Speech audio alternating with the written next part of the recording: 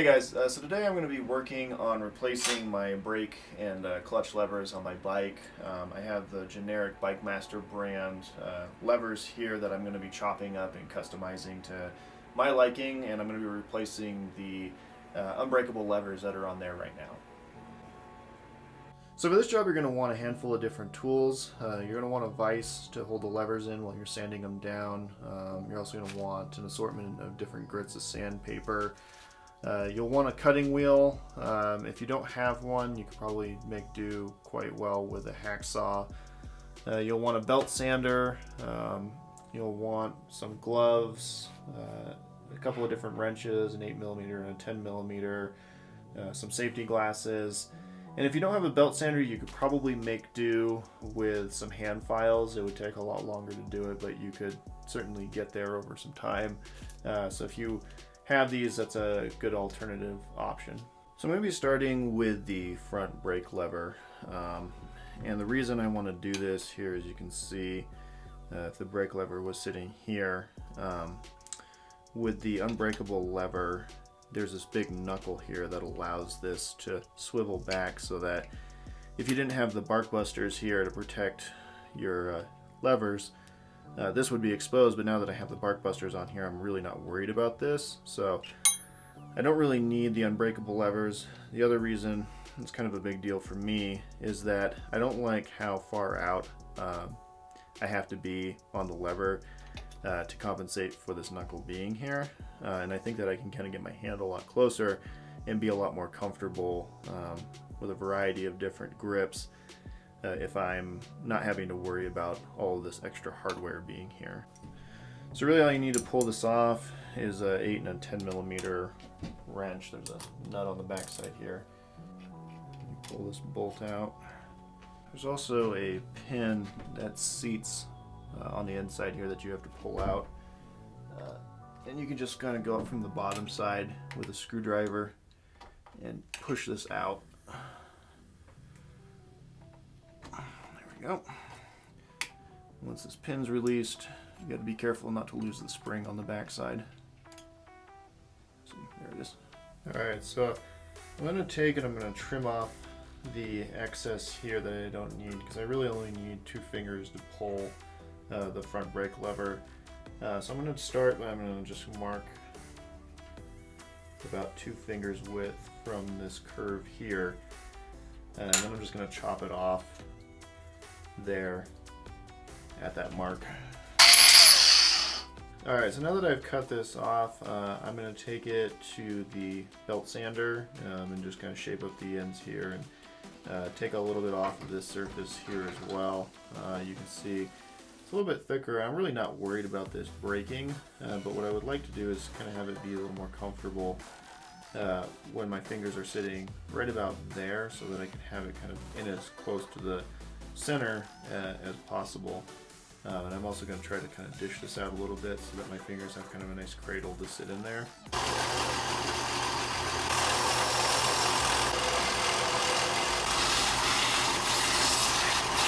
Alright, I think that's sufficient. You can really kind of see really more of an exaggerated curve there. I also took down the end a little bit, made it a little more rounded. And the nice thing about buying these cheaper Bike Master levers is that they're just a ton of aluminum that you can shape really any way that you want. The belt sander takes off material so quickly that it's really hard to get a clean finish, but I think that has really kind of taken down the bulk of the material that I want off for now. I'm going to take some sandpaper to it and just kind of clean it up and make it look finished and nice and polished, but I think that is pretty much the shape that I want.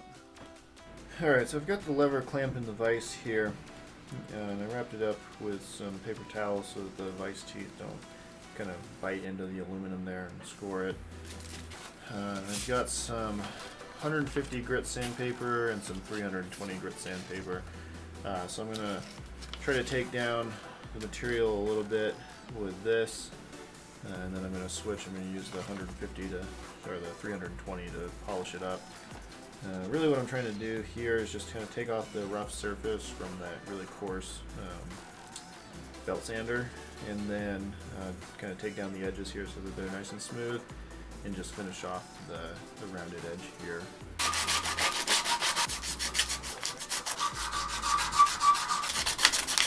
Alright, so I've just finished up sanding this down. I think it's in a pretty good place.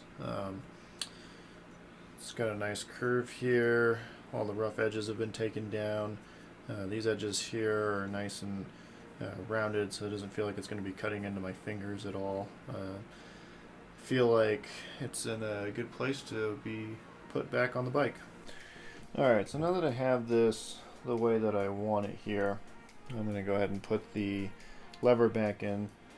So just going to put the plunger here for the master cylinder back in, and you kind of need to make sure that it seats down into the actual hole there, because it can get put off to the side. And the other thing you need to do kind of simultaneously is put this spring here. There's a hole on the back side of the housing for the master cylinder here that corresponds with a divot here in the brake lever, and so you kind of need to make sure that those two are aligned with each other. So I just put that spring in the hole first, and then I lined it up with the divot, and now I'm going to go ahead and I'm going to drop this pin in the top here, and now that's all seated nicely. Nice. That feels really comfortable. It doesn't feel like my fingers are going to slip off the ends here. It's nice and short. I don't feel like I have to worry about it coming back and hitting my knuckles. I'm really pleased with the way that that turned out. So it's a very similar story for the clutch lever here. You've got a 8 and a 10 millimeter bolt here that you need to pull out. And the clutch lever does not have a pin in it like the other side did. This just pulls straight out, and typically there would be a spring on this, but mine fell out a while back, so I'm going to put that on with a new one, but this one doesn't have it. It's just something you'd have to be mindful of if you were pulling it out, just to not lose this, the spring that's in here.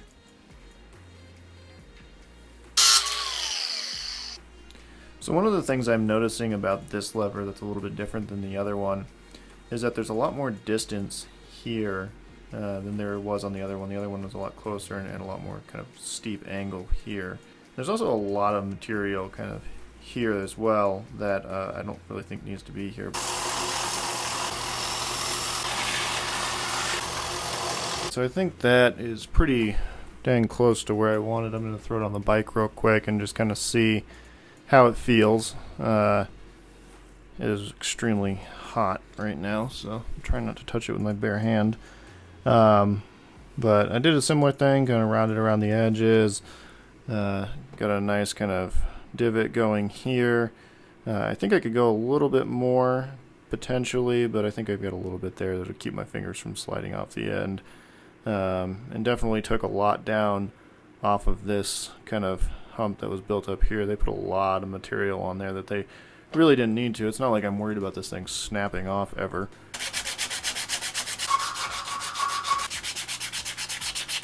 Alright, so I think this one turned out pretty good. As you can see, I've done exactly the same thing. I've really just kind of created more of a deeper divot here, flattened off this top end, and I've turned an otherwise pretty shitty lever from Bike Master into something that is a little more usable, especially if you have bark busters or something to protect your levers and you're not really worried about snapping them off. I think this is a really nice solution for levers that are cheap. I mean, you only pay, I don't know, 10 or 15 bucks a piece for these levers, whereas unbreakable levers, I mean, you can spend a pretty good amount on those. So for a cheap set of levers that look nice and perform well and are all just kind of a good all-around solution, I think this is a pretty good way to go. Alright, so I'm ready to reassemble this now. I've decided I'm perfectly happy with the way that this turned out. So you just go ahead and put this slide back in here. And on this one there's a hole here, and then there's a hole on the inside here. And that is for this spring. The guide for the spring, or this little black part here, kind of goes in to the master clutch cylinder here. Here it is. And then you line it up the rest of the spring with this hole over here. And then this will slide in, and then there's a plunger here for the clutch master cylinder. So you want this kind of cup here that's adjustable to go on that, and then you just slide the bolt in through the top.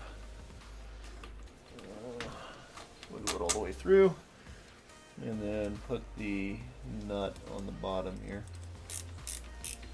Hey guys, thanks for watching this video. If you have any thoughts or questions on this project, you can feel free to put those in the comment section below, and I'll get back to you as soon as I can.